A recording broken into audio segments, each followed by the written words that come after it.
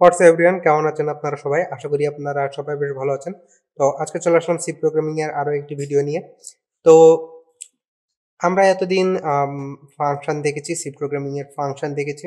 তাছাড়া আমরা অনেক কিছুই দেখেছি। তো আজকে আমরা দেখব সি প্রোগ্রামিং এর পয়েন্টার। তো আমি প্রথমেই একটি নতুন প্রজেক্ট খুলে নিব। তো সাপোজ আমরা যখন কোনো একটি ভেরিয়েবল ডিক্লেয়ার করি, সাপোজ আমি একটি ভেরিয়েবল ডিক্লেয়ার করলাম এক্স এবং এক্স এর ভ্যালু দিলাম আমি সাপোজ 4।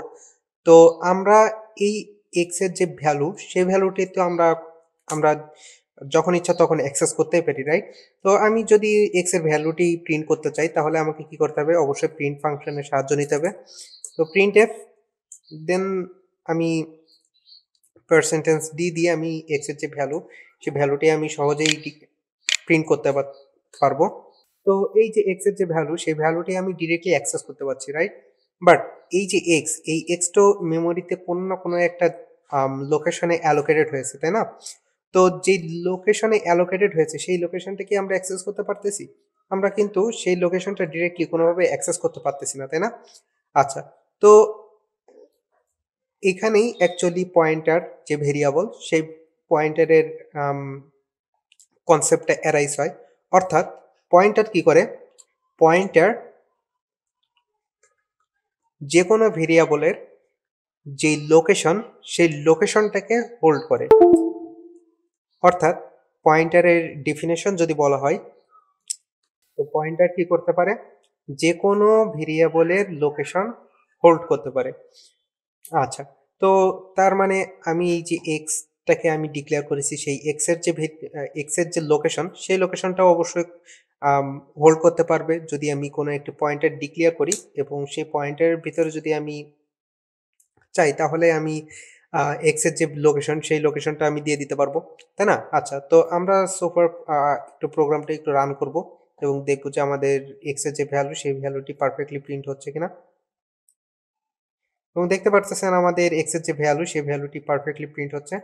আচ্ছা, তো এখন আমি কি করব? এখন আমি একটি পয়েন্টার ভেরিয়েবল আমি ডিক্লেয়ার করব। সাপোজ আমি একটা পয়েন্টার ভেরিয়েবল ডিক্লেয়ার করতেছি। তো পয়েন্টার ভেরিয়েবল ডিক্লেয়ার করার জন্য আমি যেই ভ্যালুর লোকেশনকে হোল্ড করতে যাচ্ছি, সেই ভ্যালুর যেই ডেটা টাইপ, সেই ডেটা টাইপ আমাকে এখানে দিতে হবে।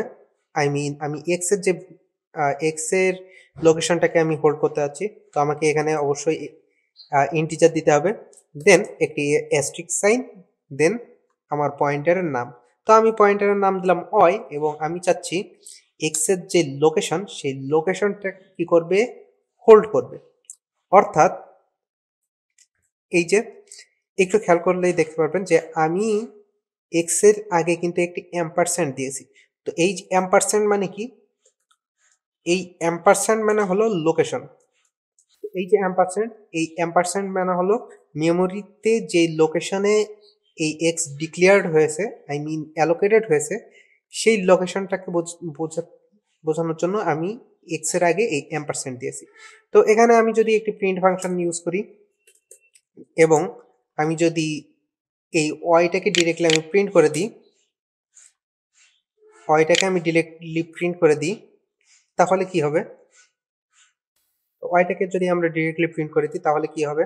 আচ্ছা, তো আমরা একটু প্রোগ্রামটা একটু রান করে দেবো এবং এখানে একটি স্কেপ সিকোয়েন্স দিয়ে দিব, যাতে ওয়াইয়ের যে ভ্যালুটা, সেই ভ্যালুটা একটি নতুন লাইনে প্রিন্ট করে। আচ্ছা, তো প্রথমে কি প্রিন্ট করবে? প্রথমে অবশ্যই এক্স এর যে ভ্যালু অর্থাৎ 4, সেই 4 প্রিন্ট করবে। দেন ওয়াইয়ের যে ভ্যালু, অর্থাৎ ওয়াইয়ের ভ্যালু কি? ওয়াইয়ের ভ্যালু হলো এক্স এর লোকেশন, তাই না? আচ্ছা, তো সে এক্স এর সেই লোকেশনটাকে প্রিন্ট করবে।